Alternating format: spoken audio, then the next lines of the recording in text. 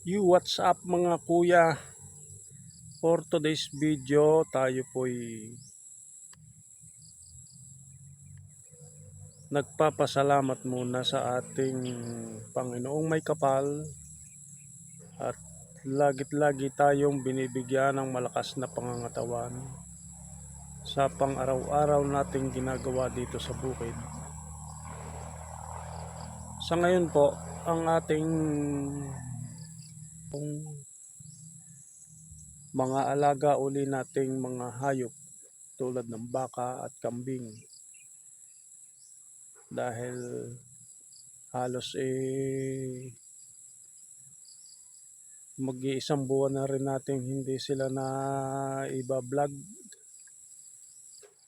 ay para naman makita ninyo kung ano ba ang mga pagbabago na sa mga alaga ko.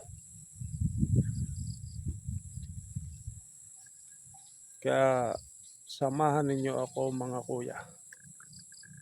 Let's go! Sa ngayon, ang una kong may ipamala sa inyo ay ang aking alagang si Benji. Ito, kakalagyan natin ang tali.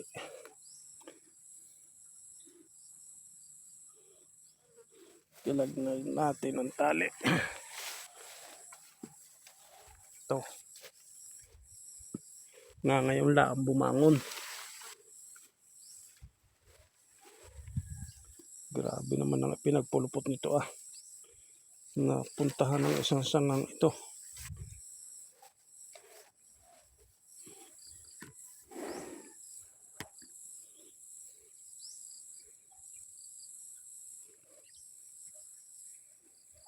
Ano baga, Benji?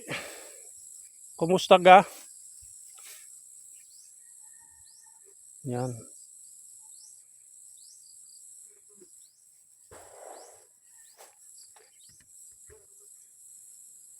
Siguro itong aking si Benjing ito ay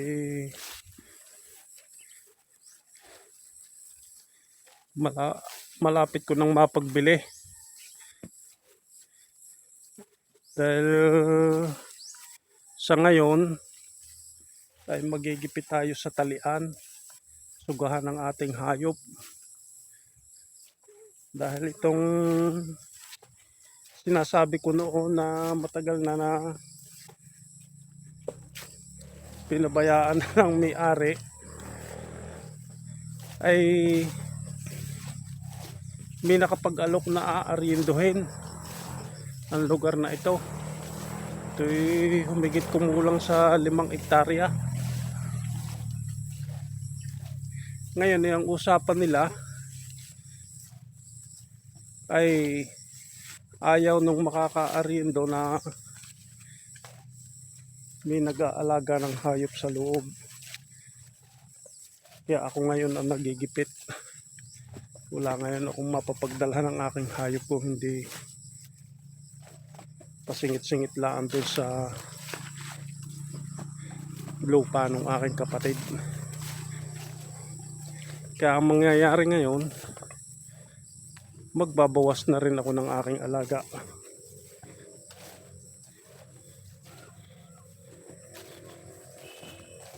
Dahil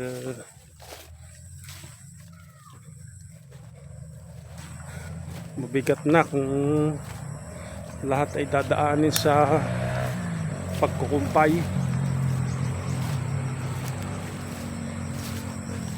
Kaya yon, magbabawas tayo ng ating alaga. At isa na ito sa mababawas tong aking si Benjing ito.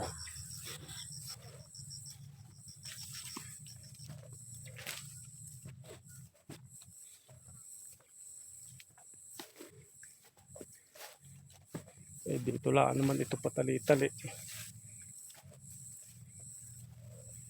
Yan. Tali na lang dito.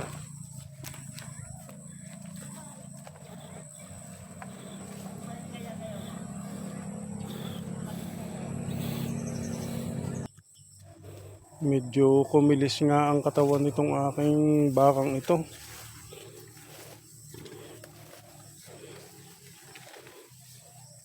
Dahil kung sa kasariwaan ng damong kinakain, palagi bagang nalambot ang kaniyang dumi. Ayan oh.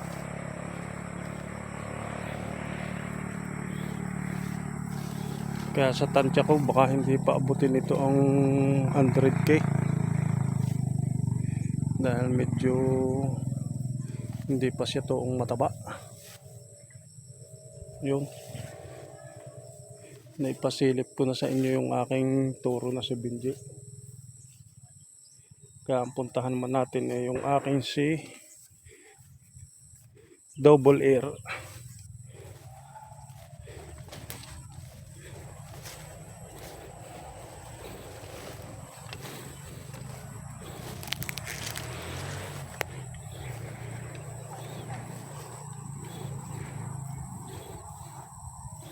Kung sa lawak din ito at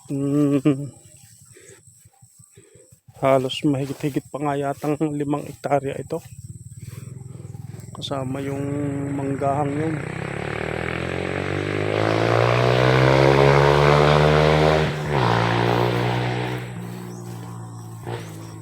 Kung ako lang ang may perang halaga na gayon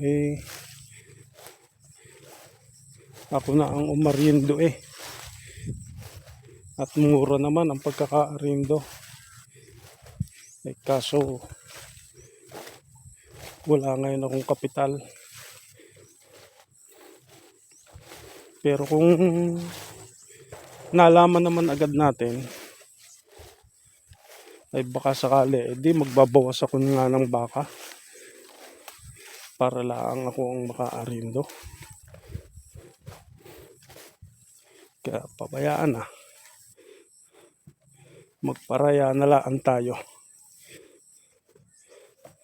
Total naman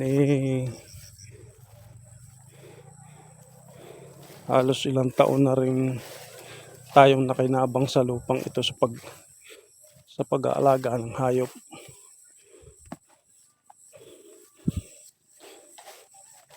So bagat baka pagka natapos ang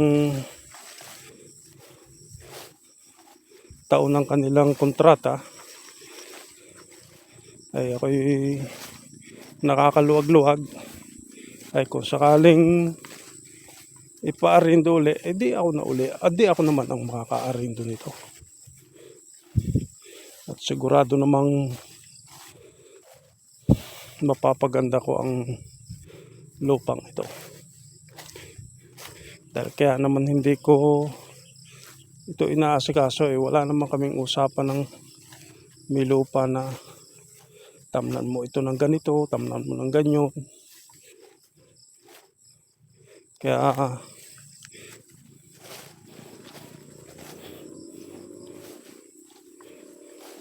kung ako ay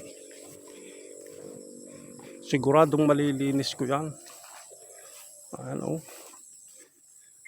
pati itong mga punong ito ng lansones mapopruningan ko para ito'y bumunga ng maganda. Ayaw, halos hanggang ibabaw ng mga kabag ng damo. Yun, nandito na tayo sa aking, ito pala yung aking inahin na biling halos kaganda na ng katawan ngayon. Ito kung hindi lang nagkakasta, nagkababa pagbibili ko rin ito ay nakakakuha naman na baka sakaling ito'y buntis, ay nakakakuha naman na magbibili ako ng baka na may nabuntis. Dahil masama daw yun sabi ng mga matatanda.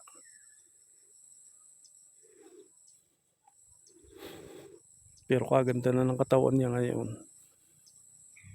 Ayan o. Ngayon kung mapanak natin, makakuha sa inahin ay may lahi din naman ang inahing ito. Kaya haring at mapaanak natin ng maganda rin. Hindi ang mangyayari nito ay ito ang ipagpapasingit-singit na rin natin do sa halamanan ng aking kapatid. Itong isang ito. Ito rin namang aking isang dumalagang are.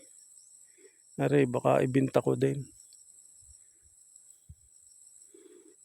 Hindi ko pa nga ito na tatalian.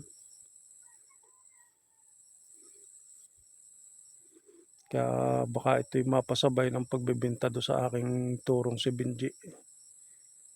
Yun.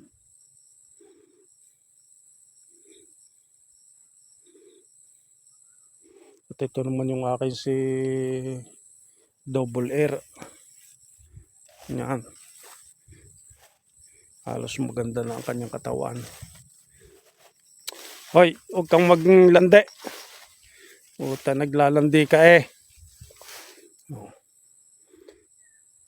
Pangitang-pangitan na rin ang iginanda ng kanyang katawan. Halos malapit ng bumilog. Kaya ito'y baka nga December mabinta rin. Pero talagang mapapauna yung dumalagat saka yung aking si Benji. Ito na may bali nakatuka do sa aking anak. Isang ito. Dahil siya ang katulong ko sa pag-aalaga nitong mga hayop ko. Lagi kong tinutukahan siya ng ganyang kanya. Para naman sipagin lagi sa pag-aalaga ng hayop. Dahil siya pinapapasok ko naman ayaw pumasok. Kaya kapag nakatapos yung kanyang mga kapatid ay di siya lang ang hindi makakatapos. Dahil ayaw niyang pumasok eh. Yun. Natin muna inilipat.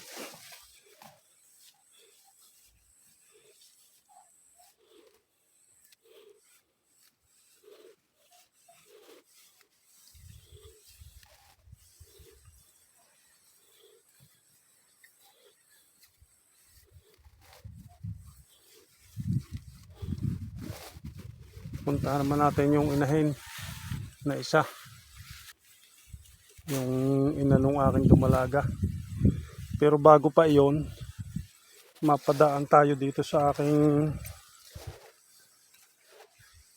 kalbasahan na pinagagasak na nitong aking dalawang bakang itong ligaw.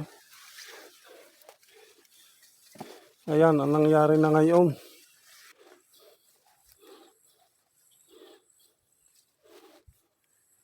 Tapos medyo nagtag-init naman dito. Ay hindi na mga sumuloy. Ayan o. Pero may pang isa pa rin namang bunga.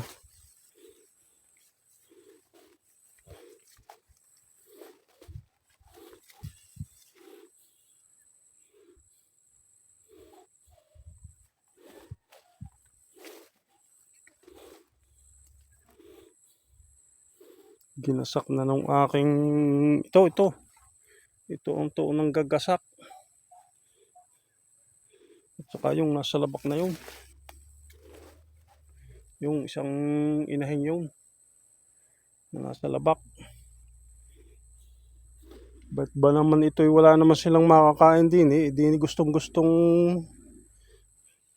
mag paikot-ikot ko mo noong wala pa itong tanim. At dahil ito nga'y pinag-ulingan, ay ito ang kanilang tambayan. Dahil medyo mainit-init ang hulab ng lupa dito.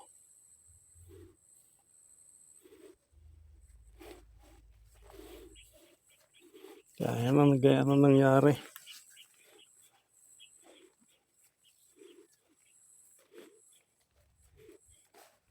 Pero may pa isa pa naman ko ni halos sinasagad-sagad ko nga ang bunga nito.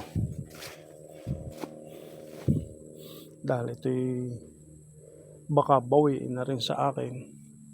Tinanim na ito. Ayan o. Pa isa-isa pang bunga yan.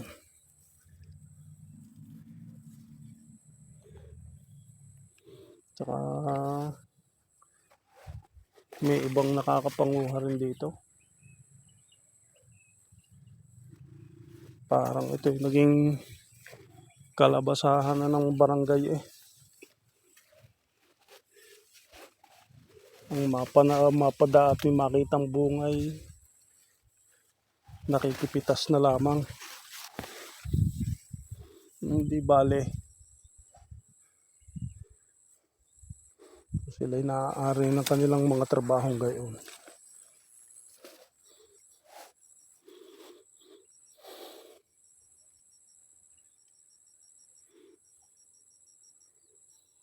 Puntahan naman natin yung aking isang inahin. Yari, naandi nilaan pala ang hinahanap kong inahin baka.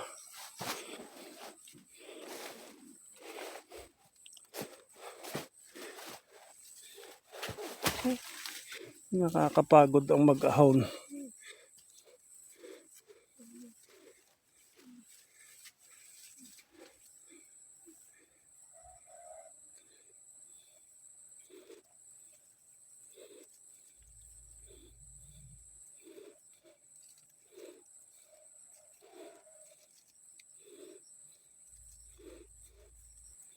Hirap naman kalagyan ng taling ito.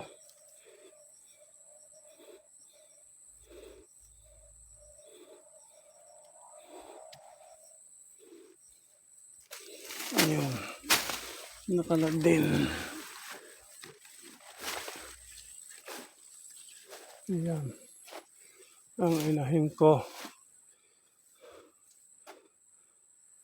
Ito ang isang matitira dahil ito'y buntis na rin.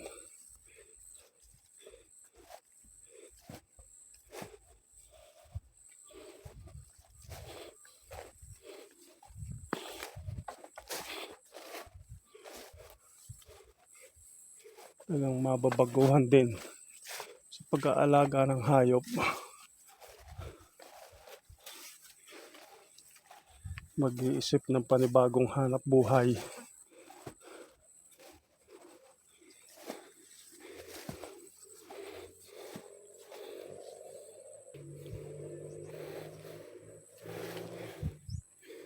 Sigurong mapapagbilhan dun sa pagbibili kong turo at saka dumalaga. Dagdag ko na lang dun sa aming munting grocery store. Magdadagdag na lang ng mga paninda. Yun. Madalang ko nang ma-vlog ngayon itong magandang lugar na ito. Ayan.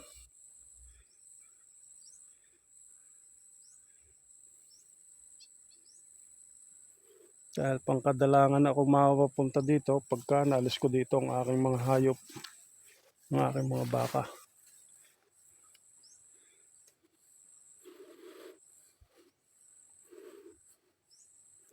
Kaya magsawa na lang kayo ngayon sa panonood ng magandang location ito.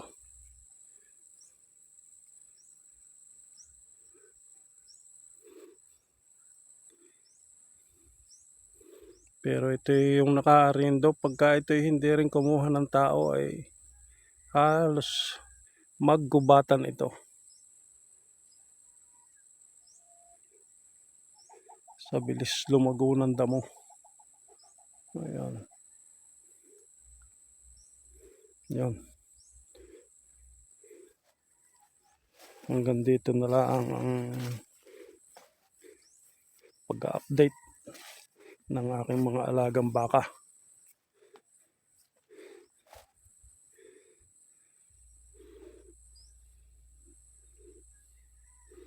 Daanan naman natin yung aking alagang kambing. Update na lang ulit tayo mamaya. Ayun, malapit na tayo do sa aking isang inahing kambing na naitali ko na. Dahil sila ay mapapaalis din dito sa lupang ito.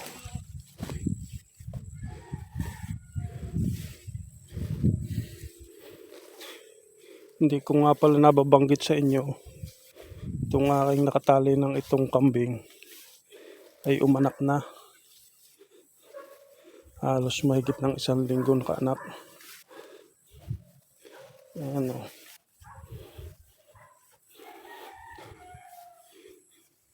Ito'y 3 ang inianak yung isa lang hindi pinagbigyan na siya mabuhay. Yung paman din ang lalaki. Itong 2 ito may parehong babae. Yan. Ito yung mapapalis din dito. Mapapalapit ito sa aking bahay. Hindi ko lang alam yung barako kong isa at saka yung aking isang inahin kung nakaalis na.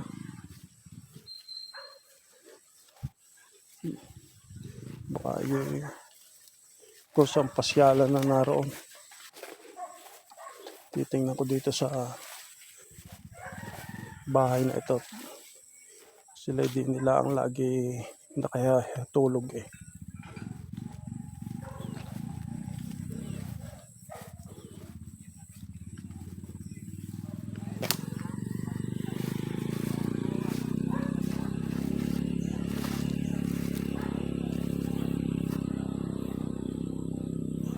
Wala na dito.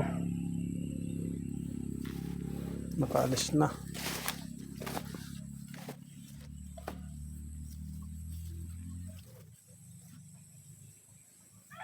Saan kaya nagpunta yung 2 yun?